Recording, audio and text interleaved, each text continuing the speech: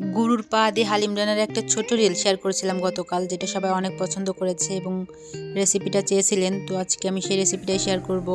তো আমি ফার্স্টে একটা প্রেসার কুকার নিয়ে নিয়েছি, তার মধ্যে পেঁয়াজ কুচি দিয়ে নিচ্ছি 2 কাপের মতন, তেলটা গরম করে তারপর বেরেস্তা করে নিব।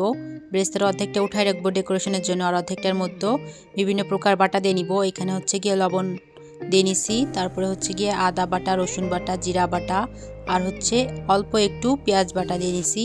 তারপরে একটু কষিয়ে নিব। তারপরে 2 চামচের মতন শুকনা মরিচের গুঁড়া ব্যবহার করব, যেহেতু আমরা হালিম মিক্সড ব্যবহার করব। তাই এখানে সব কিছুই থাকে, 2টা প্যাকেট থাকে। একটা প্যাকেটের মধ্যে হচ্ছে কি বিভিন্ন প্রকার ডাল দিয়ে একটা মিক্স, আরটা হচ্ছে মশলার মিক্সড। এই মশলার মধ্যে বিভিন্ন প্রকার মশলা থাকে, তো আলাদা করে আর গরম মশলা বা অন্য কোনো এক্সট্রা কোনো কিছু দেওয়ার দরকার নেই।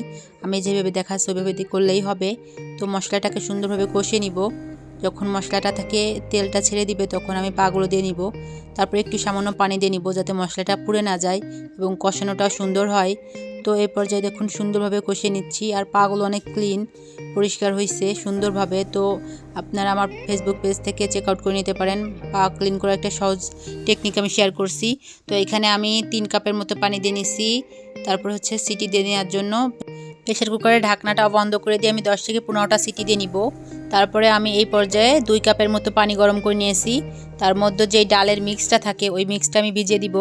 অবশ্যই খেয়াল রাখতে হবে এই স্টেপটা যেন ফলো করা হয়, আর এই ডালটা মিক্স করার সময় যেন দলা পাকায় না যায়, তাহলে পারফেক্ট হবে না। আর এইখানে আমি মিক্সটা সুন্দরভাবে ভিজিয়ে দেওয়ার পর একটা ঢাকনা দিয়ে আমি ঢেকে দিব। তারপর আমি বাকি স্টেপগুলো ফলো করব। তো এই পর্যায়ে আমার রান্নাটা একদমই প্রায় শেষের দিকে। তো এইখানে হচ্ছে গিয়ে আমার পাগুলো একদমই সুন্দরভাবে কুক হয়ে গেছে। তো দেখুন কতটা সুন্দর হয়েছে, গ্রেভিটা পারফেক্ট হয়েছে এবং সিদ্ধটাও সুন্দর হয়েছে। তো এরপর যে আমি আরেকটা পাত্রে এটা ননস্টিক পাত্রে আমি শিফট করে নিছি পাগুলা। তারপরে দেখুন যখন এইটা বলক উঠবে তখন আমি ওই হালিমের যেই মিক্সটা থাকে ওইটা আমি উঠিয়ে দেখব যে কেমন হয়েছে।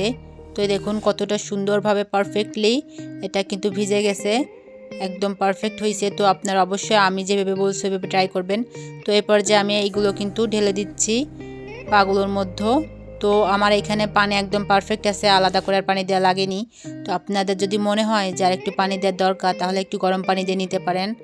তারপরে দেখুন মিডিয়াম টু লো আছে এটা কুক করে নেব, আর মাঝে মাঝে একটু নাড়া দিয়ে নিতে হবে যাতে পিছন দিয়ে লেগে না যায়। তো এরপর যে আমি একটু ঢাকনা দিয়ে নিচ্ছি। এইখানে একটু ডেকোরেশনের জন্য তেঁতুলের কাঠ নিয়ে নিচ্ছি, তার মধ্যে একটু বিট লবণ আর 1 চামচের মতন চিনি দিয়ে নিচ্ছি।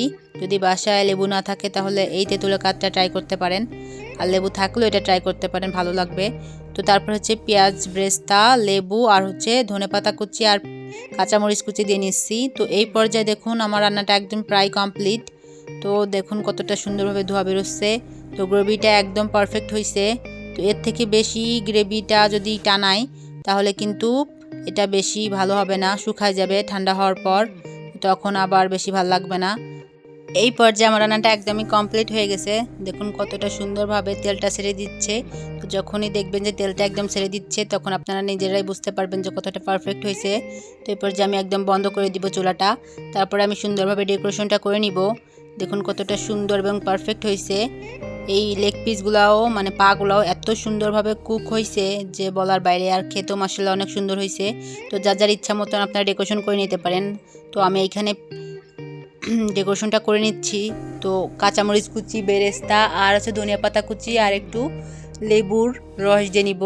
তারপরে একটু তেঁতুলের কাঠও ব্যবহার করছি। তো আপনারা ইচ্ছা মতন ট্রাই করতে পারেন। তো আল্লাহ হাফেজ এভরিওয়ান, কেমন লাগলো জানাবেন।